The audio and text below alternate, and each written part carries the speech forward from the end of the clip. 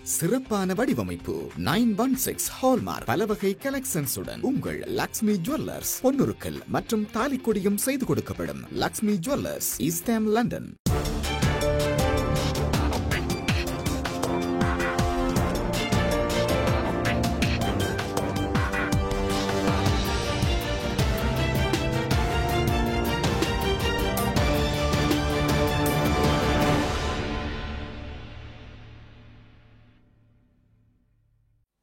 வணக்கம். மீண்டும் ஒரு செய்திகளுக்கு பால் நிகழ்ச்சியினூடாக உங்கள் எல்லோரையுமே சந்திக்கின்றேன். இன்றைய செய்திகளுக்கு பால் நிகழ்ச்சி கடந்த வாரத்தில் நாங்கள் பேசிய தலிபான்களினுடைய வெற்றி, ஆப்கானிஸ்தானிலே மீளவும் தலிபான்கள் ஆட்சியை அமைக்கக்கூடிய அளவுக்கு அல்லது ஆப்கானிஸ்தானை கைப்பற்றி இருக்கக்கூடிய நிலையில் அவர்களுடைய வெற்றி எப்படி சாத்தியமாயிற்று என்கின்ற ஒரு கலந்துரையாடலை செய்திருந்தோம். அந்த கலந்துரையாடலினுடைய நிறைவில் ஒரு கேள்வி கேட்டிருந்தேன். இது ஆயுத போராட்டத்துக்கு கிடைத்திருக்கக்கூடிய அல்லது போராட்ட இயக்கங்களுக்கு கிடைத்திருக்கக்கூடிய ஒரு வெற்றியா என்று. அதனுடைய தொடர்ச்சியாக நிறைய விஷயங்களை இன்றும் பேசுவது பொருத்தமாக இருக்கும். அந்த வகையில் எங்களோடும் ஊடகவியலாளர் திரு கோபிரட்னம் மற்றும் செயற்பாட்டாளர் அருள் இரண்டு பேருமே இன்றைய தினம் எங்களோடு இணைந்து கொள்கிறார்கள். இருவரை வரவேற்றுக் கொள்ளலாம். வணக்கம். வணக்கம் சதீஷ். வணக்கம் நேர்களே.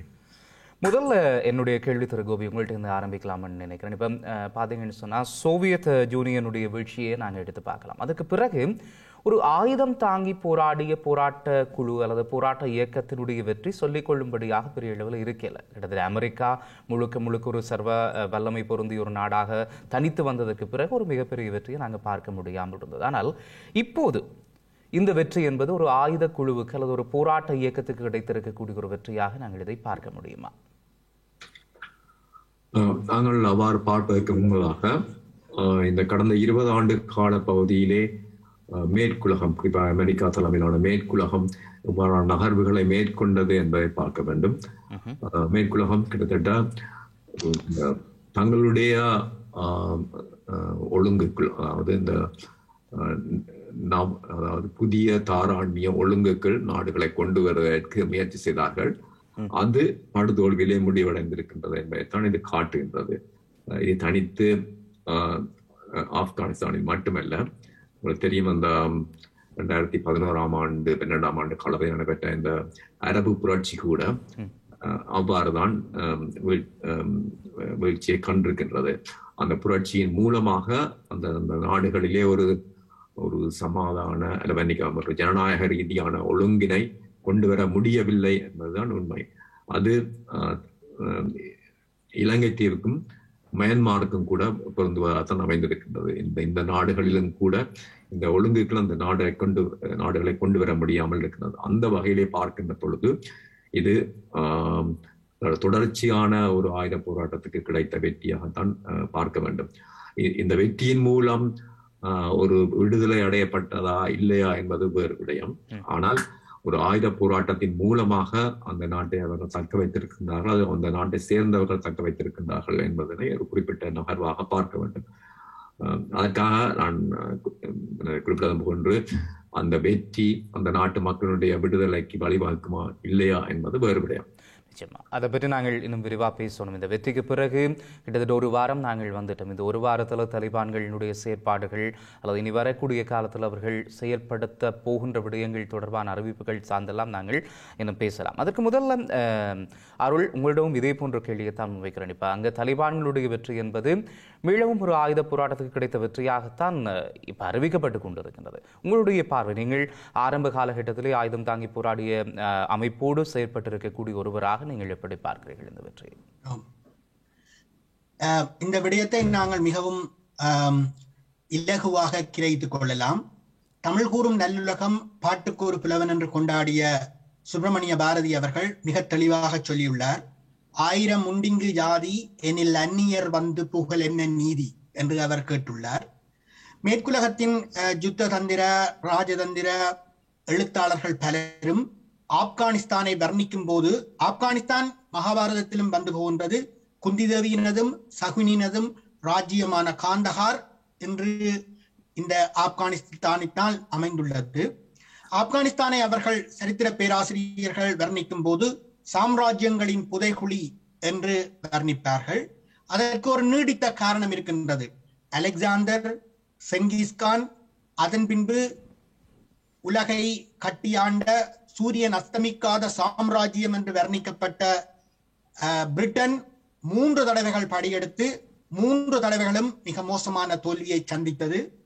அதற்கு பின்புதான் 1979ஆம் ஆண்டு சமூக ஏகாதிபத்தியமாக சீரழிந்து போன சோவியத் யூனியன் தனது படைகளாலும் ஆயுத வல்லமைகளாலும் ஆப்கானிய மக்களை அடிமைப்படுத்த முயன்று 10 வருடங்களில் படுதோல்வியை சந்தித்தது. அந்த 10 வருடங்களில் சோவியத் யூனியனை ஒரு தான் வியட்நாமில் சந்தித்த அனுபவத்தை சோவியத் யூனியனுக்கும் புகட்ட நினைத்த அமெரிக்கா பின்லாடன் உதவியோடு ஆயுத வளங்கள் மற்றும் பிற பண வளங்களை செய்து முஹாஜிதீன்கள் என்று அழைக்கப்பட்ட அந்த படைகளை ஊக்குவித்தனர். அந்த படைகளின் வெற்றிக்கு பிறகு அந்த நாடு யாருடைய தலைமையில் இயங்குவது என்று ஒரு கலவர பூமியாக மாறிய போது இந்த சோவியத் ஆக்கிரமிப்பின் போது குழந்தைகளாக பாகிஸ்தானிய அகதி முகாம்களில் ஒதுங்கிய சிறுவர்களிடமிருந்துதான் இந்த தலிபான்கள் என்ற இந்த கிளர்ச்சி குழு உருவானது என்பதனை நாங்கள் மறந்துவிடக் கூடாது. இந்த எல்லா விதமான பின்னணியிலும் ஆப்கானிய மக்களுடைய வீரம் செறிந்த போராட்ட உணர்வும் அந்நியர்களை தமது மண்ணை ஆக்கிரமிக்க விடக்கூடாது என்ற சுதந்திர எண்ணமும் மிகவும் தெளிவாக கிரகித்துக் கொள்ளக்கூடிய உண்மையாகும். இந்த சம்பவங்கள் நடந்து கொண்டிருந்த போது எனது தெருவில் ஒரு மொபைல் போன் திருத்துவராக இருக்கும் ஒரு ஆப்கானிய இளைஞரை நான் சந்தித்து இது பற்றி கேட்டபோது அவர் மிக தெளிவாக சொன்னார், பொம்மைகள் எப்போதும் தங்களுடைய சொந்த மொழியில் சொந்த வசனங்களில் பேசுவதில்லை. அவர்களுடைய ஸ்கிரிப்ட் வாஷிங்டனிலும் நியூயார்க்கிலும் தான் தயாரிக்கப்படுகின்றது. அவர்கள் அதனை வாசிக்கும் போது முதலில் இனிமையாக இருந்தது, பின்பு அது கர்ண கடூரமாக மாறிவிட்டது. ஆப்கானிய மக்களின் மனநிலை உண்மையில் இதுவாறாகத்தான் இருக்கிறது. அவர்களுக்கு தலிபானை இட்டு பல்வேறு அச்சங்கள் இருக்கலாம், ஆனால் அங்கிருந்து செயற்படும் மார்க்சிய லெனினிய குழு வெளியிட்டுள்ள அறிக்கையின்படி கடந்த காலத்தில் செயற்பட்ட ஆப்கானிய அரசுகளைப் போலவே அதே வர்க்க சார்புடன் தரக முதலாளித்துவ நிலப்பிரவுத்துவ வர்க்க சார்புடன் தான் தலிபான்களும் இம்முறை செயற்படுவார்கள் என்று குறிப்பிட்டிருப்பதை நாங்கள் மறந்துவிடக் கூடாது. அதற்கு சாத்தியமாக அது சாத்தியம்தான் என்று நம்பும்படி கூட ஒரு செயற்பாடு நடந்துள்ளது. ஆப்கானிய அரசு துரத்தி குப்பை கூடைக்குள் வீசப்பட்ட அரசு உருவாக்கி வைத்திருந்த கிரிக்கெட் வாரிய தலைவரை இன்றோ நேற்று தலிபான்கள் மீண்டும் அழைத்து கிரிக்கெட் நடவடிக்கைகளை தொடரும்படி கேட்டுள்ளனர். இது அவர்கள் இன்றைய மேற்குலகின் நிகழ்ச்சி நிரலுக்கு இணங்கி செயற்பட்டு ஒரு அரசை நிறுவவும் முன்பு போல் இல்லாது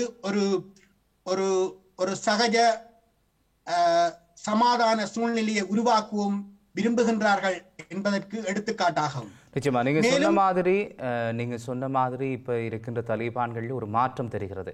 கடந்து வந்திருக்கின்ற 20 ஆண்டுகள் அவர்களுடைய நகர்வுகள் என்பது பின் நகர்கிறது, அல்லது தேவைக்கேற்ற வகையிலே காலத்துக்கு ஏற்ற வகையிலே அவர்களுடைய நகர்வு 90கள் அவர்கள் இருந்த வேளையில் நடந்த மூர்க்கமான விடயங்களில் இருந்து இப்போ மாறுபட்டு நிற்கிறார்கள். இந்த 20 ஆண்டுகள் என்பது அவர்களுக்கு ஏராளமான விஷயங்களை கற்றுக் கொடுத்திருக்கிறது என்று உங்களை போல பலர் தொடர்ந்து சொல்லிக் கொண்டிருக்கிறார்கள். கிரிக்கெட் சபையை பற்றியும் சொல்லியிருந்தீர்கள்.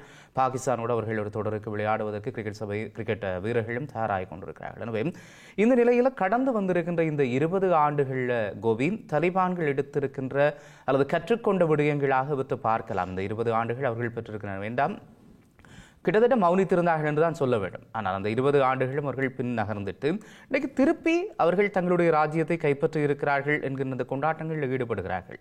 எனவே அந்த 20 ஆண்டுகள் ஒரு மிகப்பெரிய அனுபவம் அவர்களுக்கு கொடுத்திருக்க வேண்டும். எவ்வளவற்றையெல்லாம் அடையாளப்படுத்தலாம்?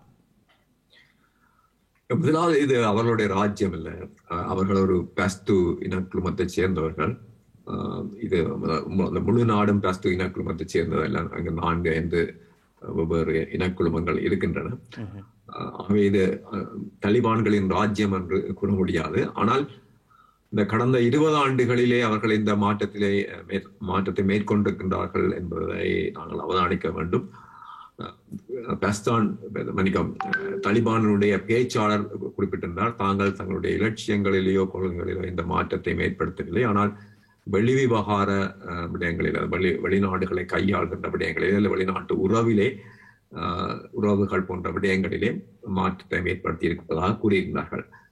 கிட்டத்தட்ட அமெரிக்காவும் ட்ரம்ப் காலத்திலே அவர்களுடன் உடன்பட்ட விடயமும் இதுதான். அதாவது வெளிநாட்டு விவகாரங்களிலே அவர்கள் அதிகம் தலையிடாமல், மேலும் குறிப்பாக வெளிநாட்டிலே இயங்குகின்ற தீவிரவாத இயக்கங்களுக்கு பஞ்சம் வழங்காமல் அல்லது அடைக்கலம் வழங்காமல் இருப்பதாகவும் அவர்களை ஊக்குவிக்காமல் இருப்பதாகவும் எல்லாம் உடன்பட்டுகின்றார்கள். அந்த வகையிலே பார்க்கின்ற பொழுது அவர் வெளிநாடுகளுடனான தொடர்பு விவகாரங்களிலே இந்த 20 வருடங்களிலே மாற்றத்தை ஏற்படுத்தி இருக்கிறார்கள் கூறலாம். ஆனால் அவர்கள் உள்நாட்டு மக்களை கையாளுகின்ற விடயத்திலே, உள்நாட்டிலே குடும்பங்களை கையாளுகின்ற விடயத்திலே, உள்நாட்டிலே பெண்களை கையாளுகின்ற விடயத்திலே எவ்வாறு நடந்து கொள்வார்கள் என்பதில் இருந்துதான் அவர் உண்மையான ஒரு ஒரு டிரான்ஸ்ஃபர்மேஷனுக்கு உட்பட்டிருக்கிறார்களா இல்லையா என்பது வெளிப்படும். அவ்வாறான கருத்துக்களை கூறுவதற்கு காலம் போதியதாக இல்லை. இன்னும் சில மாதங்கள் பொறுத்து பார்க்கின்ற பொழுதுதான் அந்த மாற்றம் உண்மையிலே ஏற்பட்டிருக்கிறதா அல்லது தற்காலிகமானதா என்பது தெரிய வரும். நிச்சயமாக. ஆனால் ஒரு சில விஷயங்கள் நடந்திருக்கின்றது, அவை பற்றி நாங்கள் பேசலாம். அதுக்கு முதல்ல அருள், இப்போ இந்த 20 ஆண்டுகளில் இவர்கள் நகர்ந்திருக்கின்ற விஷயம் இருக்குதானே, இதன் மூலமாக ஏனைய ஆயுத குழுக்கள் அல்லது இப்போ விடுதலைக்காக அல்லது தங்களுடைய நிலத்துக்காக போராடி கொண்டிருக்கக்கூடியவர்கள் ஆயுத குழுக்களுக்கு இந்த 20 ஆண்டுகளிலிருந்து ஏதாவது விடயத்தை பெற்றுக்கொள்ளக்கூடிய வாய்ப்புகள், ஒரு அனுபவத்தை மற்றவர்கள் பாவித்துக் கொள்கிற விஷயங்கள் பல இடங்களில் நடக்கிறது உண்டு. அப்படி தன்னுடைய இனத்துக்காக நிலத்துக்காக போராடுகின்ற குழுக்களுக்கு இதன் மூலமாக ஏதாவது செய்திகள் இருக்கிறதா? முதலாவதாக கோபி அண்ணா சொன்ன விஷயத்தில் எனக்கு ஒரு முரண்பாடான கருத்து இருக்கிறது. பொதுவாக எத்தியோப்பியா, ஆப்கானிஸ்தான் போன்ற முதலாளித்துவ புரட்சியை காணாத தேசங்களில் போராட்டத்தை முன்னெடுத்த சிறுபான்மை இனக்குழுக்களே முழு நாட்டினதும் தலைவராக பல காலங்கள் நீடிப்பது வழக்கமான ஒன்று. இதற்கு உதாரணம் எத்தியோப்பியாவின் திகாரி இனக்குழு. மேலும் அனுபவங்கள், 20 ஆண்டு கால அனுபவங்கள் என்று நாங்கள் தொகுக்க முற்பட்டால் எங்களுடைய ஈழ விடுதலை போராட்ட அனுபவங்களோடும் ஈழ விடுதலை போராட்டம் காட்டிய ஏகாதிபத்திய தாசத்தனத்தோடும் நாங்கள் இதனை கட்டாயமாக ஒப்பிட்டு பார்க்க வேண்டும். தலிபான்களை நீங்கள் ஒரு மதவாத குழு, பிற்போக்கு குழு, பெண்களை படிக்க விடாதவர்கள், முட்டாள்கள், மடையர்கள் என்று நீங்கள் சொல்வதெல்லாம் இது ஒரு தமிழர்களுடைய குறுமினவாதத்தில் இருந்தும் உலகத்தை, யாழ்ப்பாண கிடுகு வேலிகளுக்கு மேலாக உலகத்தை, உலக வரலாற்றை, உலகத்தின் ஒடுக்கப்பட்ட தேச மக்களின் போராட்ட வரலாறுகளை நீங்கள் பார்க்க மறுக்கும் உங்கள் ஒற்றை பிரமிதத்தில் வருகின்ற ஒரு தப்பான காரியம். உண்மையாக சொல்ல போனால் இந்த தலிபானுடைய வரலாற்றை நன்றாக விளக்கக்கூடிய ஒரு புத்தகம், கோபி அண்ணா போல ஒரு பத்திரிகையாளராக, ஒரு பாகிஸ்தான் பத்திரிகையாளர் தன்னுடைய நீண்ட கால வாழ்வை ஆப்கானிஸ்தானத்தில் செலவழித்த ஒருவர் எழுதிய புத்தகம். தலிபான் தான் அதற்கு பேர். அகமத் குரேஷி என்பது அவருடைய எழுத்தாளருடைய பெயர். அந்த புத்தகத்தில் அவர் தெளிவாக சொல்லுகின்றார், யுத்த பிரபுக்கள் செல்வாக்கு செலுத்திய பல்வேறு பிராந்தியங்களில் ஒவ்வொரு யுத்த பிரபுக்களும் ஒவ்வொரு நாட்டால் போஷிக்கப்பட்டார்கள். உதாரணமாக ஈரான் ஒரு யுத்த பிரபுவை போஷித்ததென்றால் இன்னொரு யுத்த பிரபு துருக்கியால் போஷிக்கப்பட்டார். இதுவிதமாக பல்வேறு யுத்த பிரபுக்களால் போஷிக்கப்பட்ட பல்வேறு பிராந்தியங்கள் இருந்த போதிலும் அந்த பிராந்தியங்களில் ஆளுகை செலுத்த ஏகாதிபத்திய அமெரிக்கா விரும்பிய போது மூட்டை மூட்டையாக அவர்களுக்கு பணத்தை அனுப்பும் என்றும் அந்த தீர மட்டும் அவர்கள் ஏகாதிபத்திய அமெரிக்காவுக்கு விசுவாசமாக இருப்பார்கள் என்றும், பணம் தீர்ந்ததும் அவர்கள் தங்களுடைய சொந்த கதா கலாட்சேபத்தை ஆரம்பித்து விடுவார்கள் என்றும் அவர் கிண்டல் அடிப்பார். மேலும் இன்னொரு விடயத்தை அந்த புத்தகத்தில் அவர் தெளிவாக குறிப்பிட்டு செல்வார். பாகிஸ்தானுடைய வெளியுறவு அமைச்சகம் தன்னுடைய சொந்த நாட்டை கண்காணித்ததை விட, சொந்த நாட்டில் செல்வாக்கு செலுத்தியதை விட தலிபானோடும் ஆப்கானின் விடுதலையோடும் செல்வாக்கு செலுத்தியது என்பதனை குறிப்பிட்டு செல்வார்.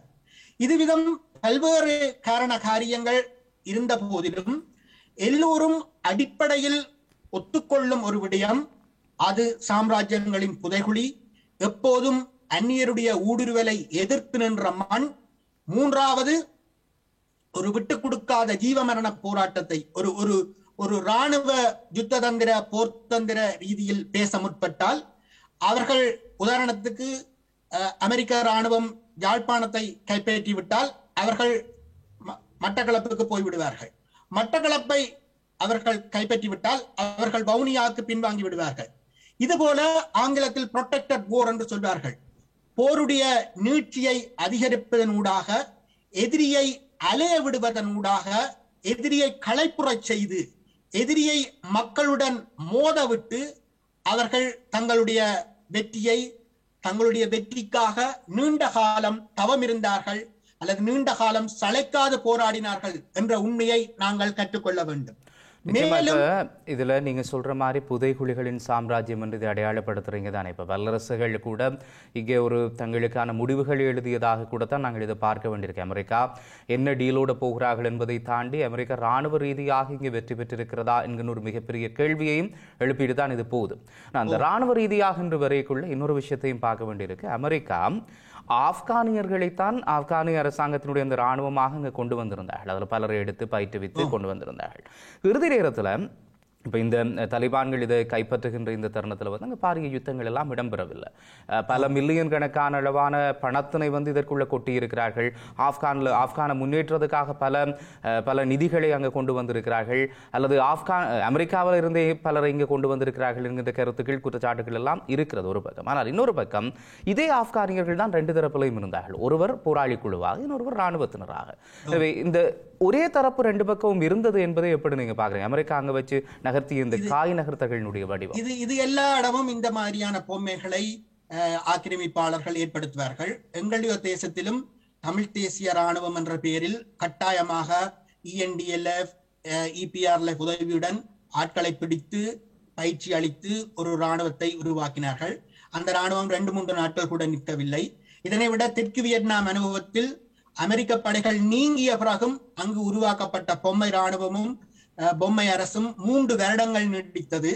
இங்கு 3 மாதங்கள் நீடித்தது, அவ்வளவுதான். மேலும் இந்த 350 பில்லியன் செலவில் உருவாக்கப்பட்ட இந்த ஆப்கானிய தேசிய ராணுவத்தினுள் தலிபான்கள் தங்களுடைய ஆட்களை அனுப்பக்கூடியதாகவும் ஊடுருவக்கூடியதாகவும் தான் நிலைமை இருந்தது. மேலும் அமெரிக்கா முதலில் தன்னுடைய படைகளை வைத்துக் கொண்டுதான் இதனை சாதிக்க முற்பட்டது. கிட்டத்தட்ட புஷ் காலம் முழுவதும் கிட்டத்தட்ட ஒரு 2010க்கு பின்புதான் இந்த நீங்கள் சொல்லும் இந்த ஆப்கானிய தேசிய ராணுவம் என்பது உருவாக்கப்பட்டது. மேலும் இந்த மாதிரியான கூலிப்படைகள் வந்து அந்த ஒரு மனிதன் என்ற வகையில் அவர்கள் தங்களுடைய ஜீவனோபாயத்தை கொண்டு செல்ல வேண்டும். அதற்காக ஒரு கூலி பிழைப்புக்காகவும் சிலர் சென்று இந்த இராணுவத்தில் இணைந்திருக்கக்கூடும். சிலர் உண்மையான அமெரிக்க ஏகாதிபத்திய விசுவாசத்தோடும் இணைந்திருக்கக்கூடும்.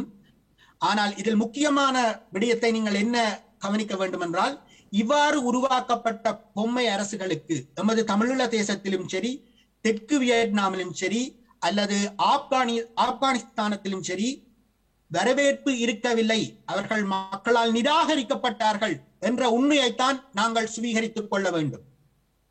புரியுது. கோபி, இதே கேள்வி இன்னொரு மறுபுறத்தில் நாங்கள் பார்க்க வேண்டியிருக்கு. ஏனென்றால் அமெரிக்காவினுடைய ஒரு தோல்வியாக இது இருக்கலாமா என்கின்ற ஒரு கேள்வியும் எழுப்பப்படுகிறது. அமெரிக்கா தோல்வியடைந்த ஒரு இடமாக இந்த ஆப்கானிஸ்தான் பார்க்கப்படுகிறதா? ஏனென்றால் பெருமளவான நிதி இங்கே முதலிடப்பட்டிருக்கிறது, அல்லது பெருமளவான முதலீடுகள் இங்கு செய்திருக்கிறார்கள். அதன் மூலமாக அமெரிக்காவுக்கு பொருளாதார ரீதியாகவும் சரி, அல்லது அரசியல் ரீதியாகவும் சரி, இராணுவ யுத்த ரீதியாகவும் சரி ஒரு மிகப்பெரிய தோல்வி அடைந்திருக்கக்கூடிய இடம் இது இருக்கின்றது என்கின்ற குற்றச்சாட்டு அல்லது ஒரு கருத்தும் இருக்கிறது. இதை ஏற்றுக்கொள்வீங்களா? இது மூலோபாய ரீதியாக அமெரிக்காவுக்கு இது ஒரு தோல்வி என்பதில் எந்த மாற்று கருத்தும் இல்லை.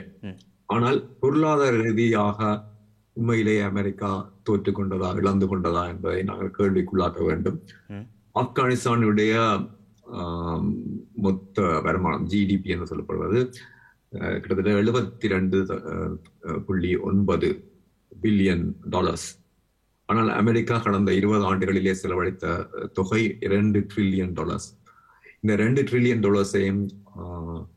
ஆப்கானிஸ்தானுடைய வளர்ச்சிக்காக அங்கே ஒரு நல்ல ஆட்சி இடம்பெறுவதற்காக செலவழித்தார்களா, அல்லது அங்கு செலவழிக்கப்பட்ட பணம் மீளவும் அமெரிக்காவுக்கு வந்து சேர்ந்ததா என்ற கேள்வியை எழுப்பினால் உண்மையிலேயே அந்த $2 ட்ரில்லியன் பெரும்பாலான பணம் திரும்பவும் அமெரிக்காவுக்கு சென்றடைந்தது. அதாவது அங்கு ஒப்பந்தக்காரர்களாகவும் நிறுவனங்களாகவும் செயற்பட்ட அனைத்தும் அமெரிக்க நிறுவனங்கள், அதுபோன்று பிரித்தானிய நிறுவனங்களும் தான், மேற்குலக நிறுவனங்கள் சொல்லுவோமே.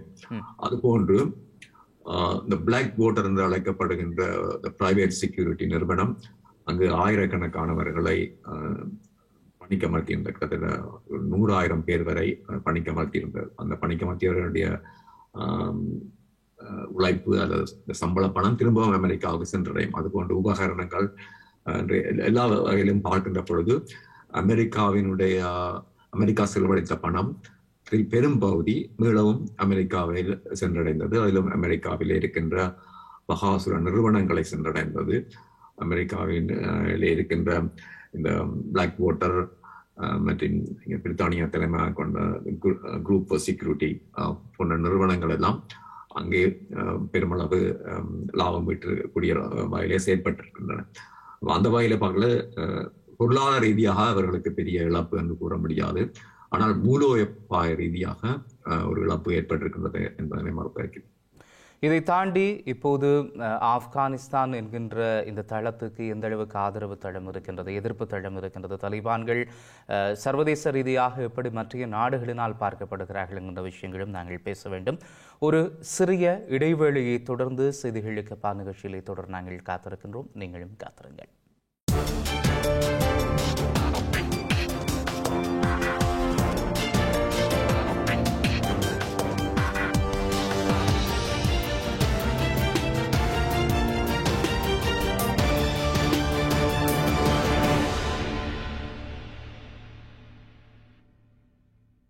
சிறப்பான வடிவமைப்பு 916 ஹால்மார்க் பலவகை கலெக்ஷன்ஸுடன் உங்கள் லக்ஷ்மி ஜுவல்லர்ஸ் பொன்னுருக்கல் மற்றும் தாலிக்கொடியும் செய்து கொடுக்கப்படும். லக்ஷ்மி ஜுவல்லர்ஸ், ஈஸ்ட் ஹாம், லண்டன்.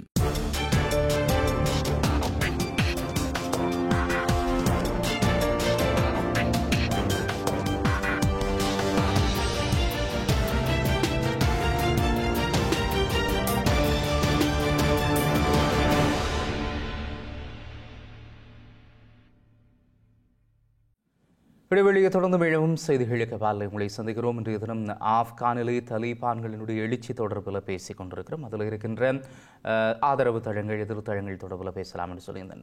கோபி நிறைய விஷயங்களை தொட்டிருந்தார். குறிப்பாக பொருளாதார ரீதியாக அமெரிக்காவுக்கு பெரிய அளவில் இது அடியில் என்று சொல்லப்படுகின்ற வேளையில் இந்த 20 ஆண்டுகளுக்கு பிறகு தலிபான்கள் மீளவும் ஆப்கானில் தங்களுடைய எழுச்சியை காட்டுகின்ற வேளையில் அருள் இப்போ சர்வதேச நாடுகளின் போரிஸ் ஜான்சன் கூட நாங்கள் ஆப்கானிஸ்தானோடு இணங்கி செயற்படுவதற்கு அல்லது அவர்களோடு இனி வருகின்ற காலத்தில் செயல்படுவதற்கான முனைப்புகள் எடுக்கிறதுக்கு தயாராக இருக்கிறோம் என்கின்ற கருத்துக்களை முன்வைக்கிறது அவதானிக்க முடிகிறது.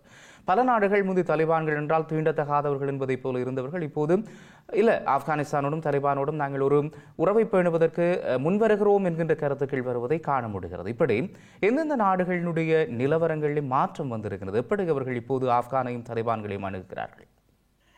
இந்த விடயத்தில் நாங்கள் மாக்கியவெல்லி சொன்ன விடயத்தை தான் கடைபிடிக்க வேண்டும். பலம்தான் எல்லாவற்றையும் தீர்மானிக்கிறது. பயங்கரவாதிகளோடு பேச மாட்டேன் என்று ஜம்பம் அடித்து திரிந்த டொனால்ட் ட்ரம்ப் அவர்கள் தலிபான்களோடு பேச்சுவார்த்தை நடத்த போன போது தனது பொம்மை அரசை, தாங்கள் ஆப்கானில் நிறுவிய பொம்மை அரசை கைகழுவி விட்டுவிட்டு நேரடியாக தலிபானுடன் பேச போனார் என்பதனை நீங்கள் மறந்துவிடக் கூடாது. மேலும் நான் குறிப்பிட்ட இந்த அகமது குரேஷி அவர்களால் எழுதப்பட்ட தலிபான் நூலில் இன்னொரு சுவாரஸ்யமான சம்பவத்தையும் அவர் தொட்டு செல்வார்.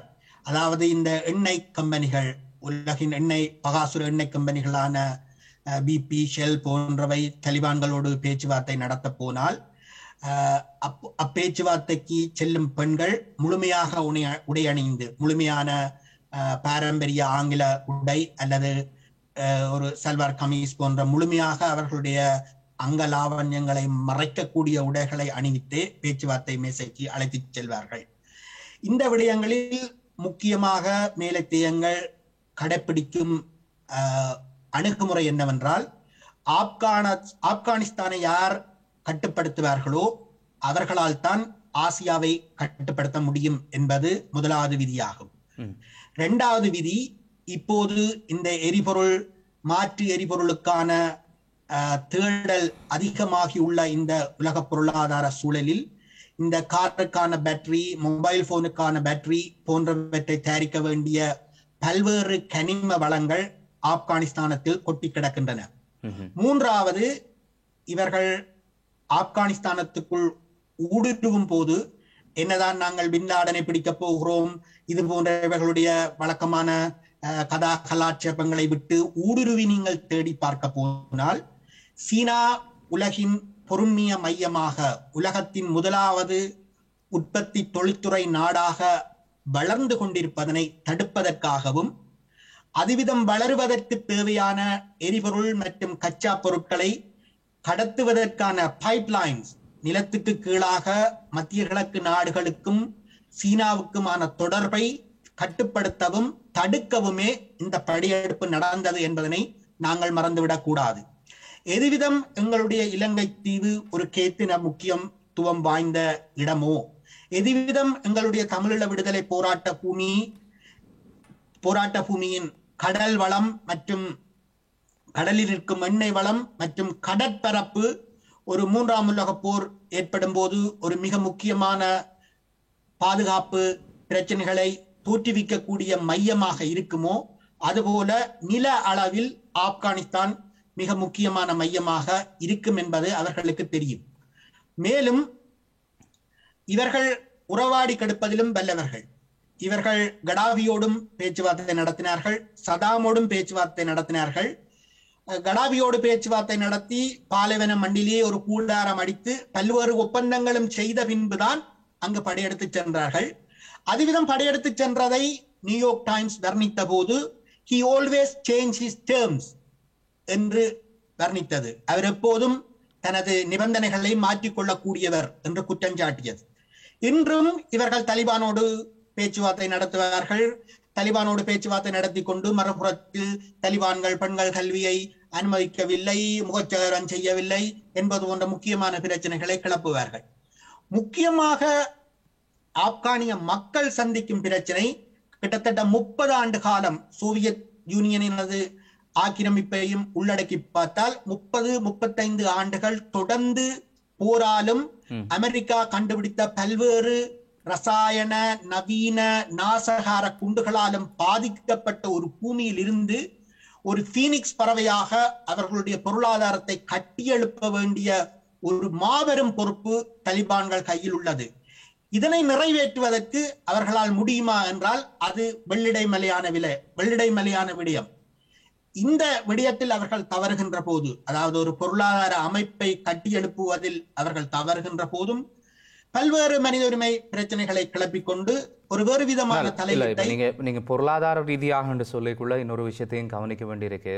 அமெரிக்கா இங்கேருந்து வெளியேறுகின்ற இந்த சமகால காலப்பகுதியில சீனா கொஞ்சம் அக்கறை காட்டுச்சுது. நீங்க அவதானிச்சு பார்த்துருந்தீங்கன்னா தலிபான்களுக்கான ஆதரவு கரத்தினா சீனா நீட்டி இருந்தது. அப்ப சீனா அங்கும் சென்று தன்னுடைய பலத்தை பொருளாதார ரீதியான பலத்தை காட்டி தலிபான்களுக்கு உதவுவதை போல உதவி கொண்டு இந்த முக்கியத்துவம் வாய்ந்த இடத்தை அவர்கள் தங்களுடைய கைக்குள்ள கொண்டு வருவதற்கான முயற்சி எடுக்கிறார்களோ? முக்கியமாக பிரிட்டனை தளமாக கொண்டு இயங்கும் செயற்பாட்டாளரான தாரிக் அலி அவர்களுடைய குறிப்பை நாங்கள் மறந்துவிடக்கூடாது. அவர் தெளிவாக சொல்லுகின்றார், ஒற்றை துருவ உலக ஒழுங்குக்கு அடித்த சாவுமணிதான் ஆப்கானில் அமெரிக்காவுக்கு கிடைத்த தோல்வி என்று. அதனூடாக நீங்கள் குறிப்பிட்டது போல இன்று உதயமாகி வரும் புதிய ஏகாதிபத்தியமான சீனாவுக்கு இது ஒரு மிகப்பெரிய வாய்ப்பு. பத்திரிகைகள், அதாவது தலிபானுடைய வெற்றி உறுதிப்பட முன்பே பத்திரிகைகள் தலிபானுடைய புதிய நண்பன் சீனா என்பதனை பட்டவர்த்தனமாக எழுதியே வந்தன. ஆக இந்த வாய்ப்பை சீனா தவறவிடாது என்பது திண்ணம். சரி, ஒரு பக்கம் ஆதரவு தளம் இப்படி இருக்கு கோபி, மறுபுறத்துல தலிபான்களுக்கு எதிரான கருத்துக்களும் முன்வைக்கப்படுது. இப்போ குறிப்பா நீங்க பார்த்தா சர்வதேச ரீதியாக இதுவரைக்கும் நாங்கள் பார்த்திருக்கிறோம், நிறைய பேர் மனித உரிமைகள் மீறப்படுகின்ற வேளையில் குரல் கொடுத்திருக்கக்கூடியவர்கள், செயற்பாட்டாளர்களே நோபல் பரிசு பெற்றிருக்கக்கூடியவர்கள் கூட தங்களுடைய கருத்துக்களை இது போன்ற அரசியல் மாற்றங்கள் இடம்பெறுகின்ற வேளையில் சொல்வது வழக்கம். இப்போதும் தலிபான்களுக்கு எதிரான குரல்கள் இது போன்ற செயற்பாட்டாளர்களிடமிருந்து வருவதையும் நாங்கள் அவதானிக்க முடியுது. எப்படி நீங்க பாக்குறீங்க அந்த குரல்கள்? என்னடா இதுவரைக்கும் அவர்கள் கொடுத்தது மனிதாபிமானம் மீறப்படுகின்ற இடங்கள் எல்லாம் ஆதரவு குரல்கள், ஆனால் இப்போது தலிபான்கள் சார்ந்து மாறுபட்ட கருத்துக்கள் வருகின்ற வழியில் அந்த குரல்களை எப்படி எடுத்துக்கொள்ள வேண்டியிருக்கு? ஏற்கனவே அருள்குமரன் குறிப்பிட்ட மாதிரி தலிபான்களுக்கு வெளிநாடுகளுக்கு தலிபான் எவ்வளவு தேவையோ அதை விட அதிகமாக ஆப்கானிஸ்தானை ஆளுபவர்களுக்கு வெளிநாட்டு உதவி தேவைப்படும். ஆப்கானிஸ்தானின் நிர்மாணங்கள் உள்கட்டுமானம் போன்ற விடயங்களை பார்த்தால் அது தொடர்ச்சியாக சோவியத் யூனியன் இருந்த பொழுதும் சோவியத் யூனியனிலும் ரஷ்யாவில் உள்ளலாம் அமெரிக்காவில் தான் தாங்கியிருந்தது. குறிப்பாக சொல்ல போனால் காபூல் விமான நிலையத்தை கட்டியது சோவியத் யூனியன். அப்பொழுது சோவியத் யூனியன் இருந்த பொழுது ஒன்று மற்ற கந்தஹார் விமான நிலையத்தை நிர்மாணித்தது அமெரிக்கா. அதுபோன்று உட்கட்டுமானங்கள், அந்த கால்வாய் அமைப்பு போன்ற விடயங்கள், அந்த நதி திட்டங்கள் போன்றவற்றையெல்லாம் அமெரிக்கா இணைந்துதான் செய்திருக்கின்றது. ஆகவே அவர்களுக்கு உள்நாட்டிலே போதிய வளம் இல்லை, மனித வளமும் இல்லை. அந்த வகையிலே அவர்கள் வெளிநாடுகளில் தங்கியிருக்க வேண்டிய நிலைமை இருக்கின்றது. இங்கே ஆபத்தான விடயம் என்னவென்றால், ஏற்கனவே மேற்குலகத்தில் ஒரு கருத்தியல் இருக்கின்றது, கிளாஸஸ் ஆஃப் சிவிலைசேஷன் என்று. சாமுவேல் ஹண்டிங்டன் என்பவர் இந்த கருத்தியலை ஒட்டி ஒரு புத்தகமே எழுதியிருக்கின்றார்.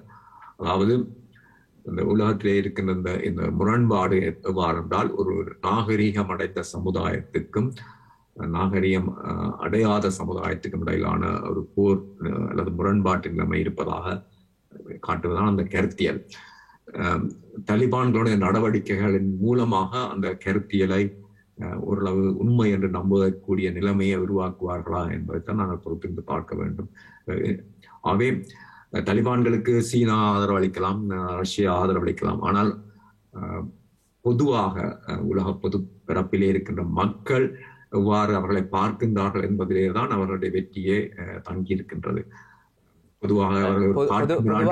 பொதுவான மக்களை தாண்டி நாங்கள் கொஞ்சம் ஆப்கானில் இருக்கிற மக்களையே பார்ப்போம். அங்கிருந்து இந்த விமானங்கள் மூலமாக தப்பிச்சு போகணும் என்று போனவர்களும் ஏராளமானவர்களை நாங்கள் பார்க்க முடிஞ்சது. அதே நேரத்தில் அங்கே இருக்கக்கூடிய மக்களையும் பார்க்க முடியுது. இப்போ கடந்து வந்திருக்கிற இந்த ஒரு வாரம் என்பது அங்கே மிக முக்கியமான விடயங்களாக சொல்லிக்கொள்ளும்படியாக ஆப்கான் மக்கள் சார்ந்து என்னென்ன விஷயங்கள் நடந்திருக்கிறேன். இப்போ ஒன்றென்ன நான் குறிப்பிடலாம்னு நினைக்கிறேன். இப்போ ஒரு அறிவிப்பு வந்திருக்கேன் நம்புறேன். பெண்கள் படிக்கலாம், ஆனால் பெண்களுக்கான கல்வி மையங்களும் ஆண்களுக்கான கல்வி மையங்களும் தனித்திருந்தால் நல்லது என்கின்ற ரீதியான ஒரு கருத்து. அடுத்தது இன்னொரு பக்கத்தில் பார்த்தால் இவர்கள் இந்த ஆப்கானை கைப்பற்றி ஒரு சில நாட்கள் அல்லது அடுத்து வந்து ஒரு 48 மணி நேரங்களுக்குள்ள பெண் ஊடகவியலாளர்கள் ஊடகங்களுக்கு போகலாம். ஏன் ஒரு பெண் ஊடகவியலாளருக்கு அவர்கள் பேட்டி கொடுத்தது காட்சிகளை கூட நாங்கள் பார்க்க முடிந்தது. அப்போ இப்படியான ஒரு கருத்துக்கள் வரைக்குள்ள அதை தராசில் எப்படி வச்சு பார்க்கறது என்று தெரியாமல் இருக்கு. ஆப்கான் மக்கள் எப்படி பார்க்கிறார்கள்?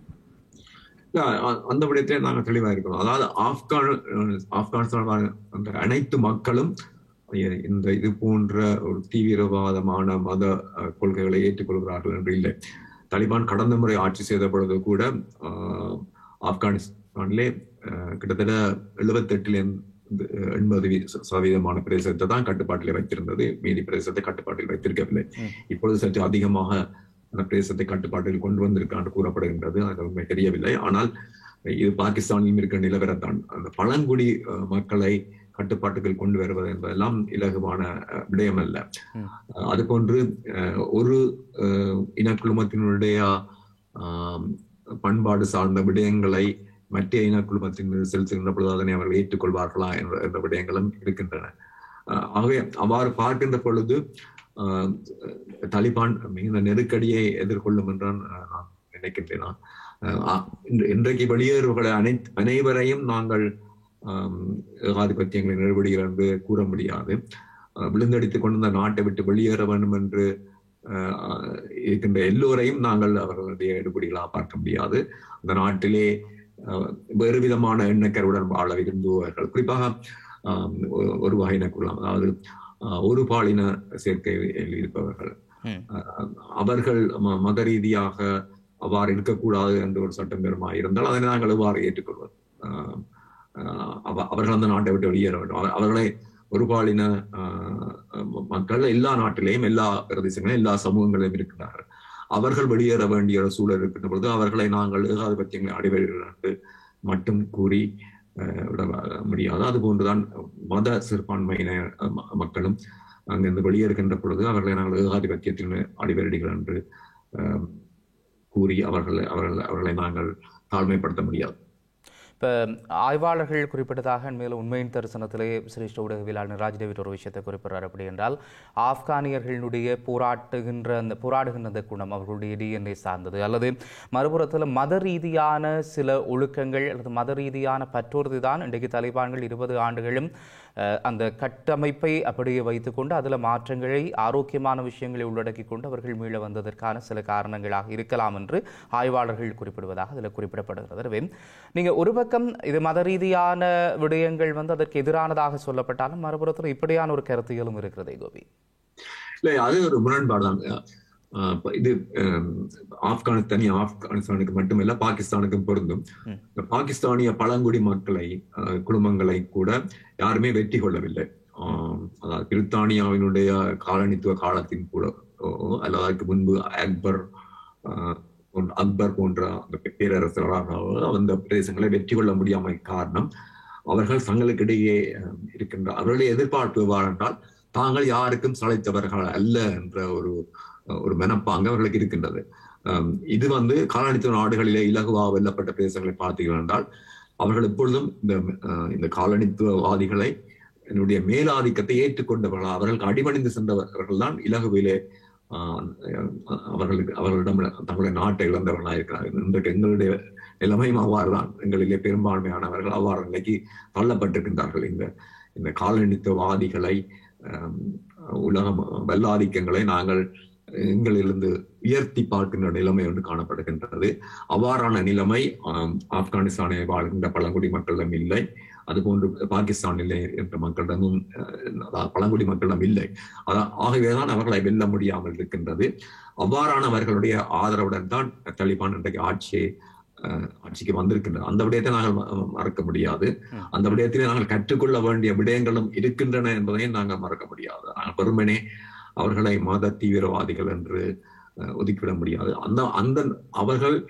அவர்களுடைய நம்பிக்கைகள், பழக்க வழக்கங்கள், பண்பாடு என்பது அந்த பிராந்தியத்தின் அந்த மண்ணுக்குரியது. அதனை நாங்கள் லண்டனிலே இருக்கின்ற ஒரு பழக்க வழக்கத்துடன் சேர்த்து வைத்து பார்க்க முடியாது. இங்கே பல்லின சமூகங்கள் வாழ்கின்ற வேறு வகையான கலாச்சாரத்திலே இருக்கின்ற வேறு வகையான அரசியல் சூழல் இருக்கின்ற ஒரு நாட்டிலே, ஒரு நகரத்திலே இருக்கின்ற பழக்க வழக்கங்களுடன் அங்குள்ளவருடைய பழக்க வழக்கங்களையும் செயற்பாட்டையும் ஒப்பிட முடியாது. ஆனால் சில அடிப்படை மனித உரிமைகள் விடயத்திலே அவர்கள் விட்டுக் கொடுக்க நடந்து கொள்ள வேண்டும் என்றது பொதுவான எதிர்பார்ப்பாக இருக்கிறது. அருள், அங்க ஒரு ஆயுத ரீதியான ஆட்சி தான் தொடரக்கூடிய வாய்ப்பு இருக்கா, அல்லது ஒரு ஜனநாயக ரீதியான தேர்தல் ஒன்று இடம்பெற்று அந்த தேர்தலூடான ஆட்சியாக இருக்கலாமா? தலிபான்கள் ஒரு தேர்தல் அரசியலுக்குள்ள செல்லக்கூடிய வாய்ப்பு இருக்குமா? இல்லை, நிச்சயமாக ஒரு தேர்தல் முறைமைக்கு அவர்கள் தள்ளப்படுவார்கள். நான் இதை கொஞ்சம் நிராஜ் மற்றும் கோபி அண்ணா சொன்ன விஷயங்களை கொஞ்சம் விசாலமாக பின்னோக்கி பார்க்க விரும்புகிறேன். முக்கியமாக இந்த அடிமை உணர்வில்லாத சுதந்திர மனப்பான்மை வந்ததற்கு காரணம் இந்த பாய்மர கப்பல்கள் கண்டுபிடிக்கப்பட்ட காலத்துக்கு முன்பே, உதாரணமாக சொன்னால் மார்க்கபோலா காலத்திலேயே இந்த மேலத்தேயத்துக்கும் கீழைத்தேயத்துக்கும் நடந்த வர்த்தகம் என்பது மத்திய கிழக்கு நாடுகள் ஊடாக நடந்தது என்பதும், இந்த மத்திய கிழக்கு நாடுகள் தான் இந்த வர்த்தகத்தின் ஆணிவேராக வர்த்தகர்களாக செயற்பட்டார்கள் என்பதனை நாங்கள் மறந்துவிடக் கூடாது.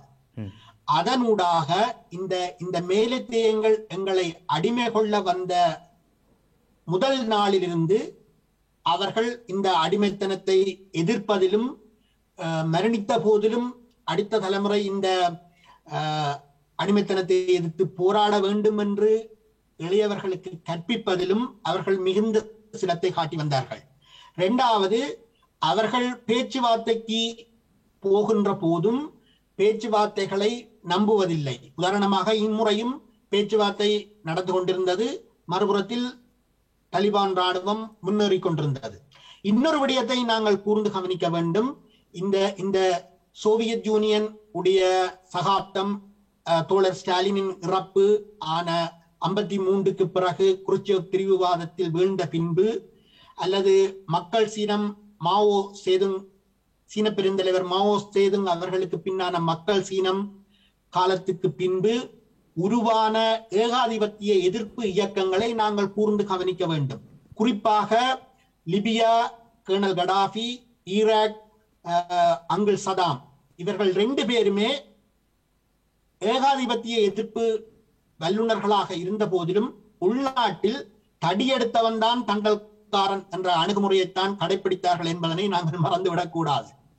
இந்த அணுகுமுறையை தலிபான்களும் கையெடுப்பார்கள் என்ற தூர திருஷ்டியில் இந்த மேலத்தைய ராஜதந்திரிகள் என்று தங்களை சொல்லிக் கொள்வோர் இந்த தேர்தல்களை நடத்த சொல்லியும் இந்த பெண்களை கற்பிக்க சொல்லியும் இது போன்ற பல்வேறு ஜனநாயக பூச்சாண்டிகளை காட்டுவார்கள்.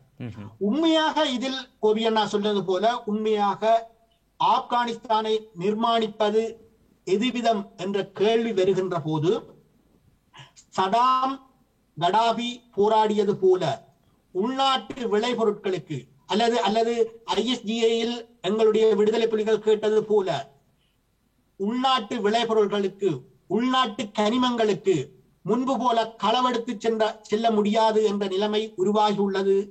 ஆனாலும் அவற்றுக்கு சரியான விலை கிடைக்குமா? அந்த விலையை எவ்வாறு தலிபான்கள் பெற்றுக்கொள்ளப் போகின்றார்கள்? அந்த கனிமங்களை விற்பதனூடாக ஈட்டும் வருமானத்தை வைத்துக் கொண்டு எவ்வளவு துரிதமாகவும் விரைவாகவும் ஆப்கானிய சுதந்திர பொருளாதாரத்தை கட்டியெழுப்ப போகின்றார்கள்? மேலும் கோபி அண்ணா குறிப்பிட்டது போல இந்த பல்வேறு இனக்குழுக்கள் இடையே இவர்கள் ஏற்படுத்த போகும் கலவரங்கள் மற்றும் ஆயுத வளங்கள் போன்றவற்றால் உருவாகும் புதிய உள்நாட்டு இராணுவங்களை எதுவிதம் சமாளிக்கப் போகின்றார்கள் என்ற கேள்வி மிகவும் ஆழமானது. அதனை நாங்கள் பொறுத்திருந்துதான் பார்க்க வேண்டும். ஆனால் இப்போது ஒற்றை துருவ உலக ஒழுங்குக்கு சாவுமணி அடிக்கப்பட்டு விட்டது. இது போன்ற விடயங்களை ஆசியாவின் இருதயத்தை அமெரிக்காவின் காலடியில் வீழ்வதை தடுப்பதற்காக கோபி அண்ணா குறிப்பிட்டது போல சீனா, ரஷ்யா, ஈரான், துருக்கி போன்ற மேலாதிக்க ஏகாதிபத்திய நோக்கம் கொண்ட சக்திகளும் இதில் தங்களுடைய செல்வாக்கை செலுத்தும் என்பதனை நாங்கள் மறந்துவிடக்கூடாது. நிறைவா ஒரு கேள்வி கோபிட்ட அந்த கேள்வியை கேட்டுக்கொண்டு நிறைவு செய்யலாம் நினைக்கிறேன். இப்போ தமிழீழ விடுதலை போராட்டத்தோடு தலிபான்களுடைய இன்றைய நிலையை ஒப்பிட வேண்டியது அல்லது சில விடயங்களை சீர்தூக்கி பார்க்க வேண்டியது இந்த காலத்தினுடைய தேவையா? தலிபான் இயக்கம் அதனுடைய கொள்கைகள் என்பன தமிழீழ போராட்டத்தை இயக்கங்களுக்கும் இடையிலே வேறுபாடு கொண்டதாக இருந்தாலும் கூட எதிர்நோக்கிய பிரச்சனை என்பது கிட்டத்தட்ட ஒப்பிடக்கூடிய அளவிலே இருக்கின்றது. அதாவது வெளிநாட்டு சக்திகள் எவ்வாறு எங்களுடைய உள்நாட்டு பிரச்சனைகளை கையாண்டார்கள் என்ற விடயத்திலே நாங்கள் பல்வேறு விடயங்களை ஒப்பிட்டு பார்க்க முடியும். அதில் உடன்பாடும் இருக்கின்றது. அவ்வாறு வருகின்ற பொழுது எங்களுடைய போராட்டம் எவ்வாறு தோற்கடிக்கப்பட்டதோ அவ்வாறு தோற்கடிக்கப்பட முடியாதவாறு ஒரு நம்முடைய போராட்டத்திலே தலிபான்கள் வெற்றி பெற்றிருக்கின்றார்கள் என்பதை நாங்கள் ஏற்றுக்கொள்ள வேண்டும். அதிலே எந்த விதமான மாற்று கருத்தும் இல்லை. அவை தொடர்பில் இன்னும் ஒரு சந்தர்ப்பத்தில் நாங்கள் இன்னும் ஆழமாக விரிவாக சில வழிகளிலே அதை ஆராயலாம் என்றும் நம்புகின்றேன். இன்றைய தினம் இந்த தலிபான்களுடைய மீளெழுச்சி தொடர்பாகவும் அதன் பின்னணியில் இருக்கின்ற பல விடயங்கள் தொடர்பாகவும் உங்களுடைய கருத்துக்களை எல்லோரோடும் பகிர்ந்து கொண்டதற்காக இரண்டு பேருக்கும் நன்றி. மீண்டும் இருமொரு நிகழ்ச்சியினூடாக உங்களை சந்திக்கலாம். இதுவரைக்கும் விடைபெற்றுக் கொள்கிறோம். நன்றி, வணக்கம்.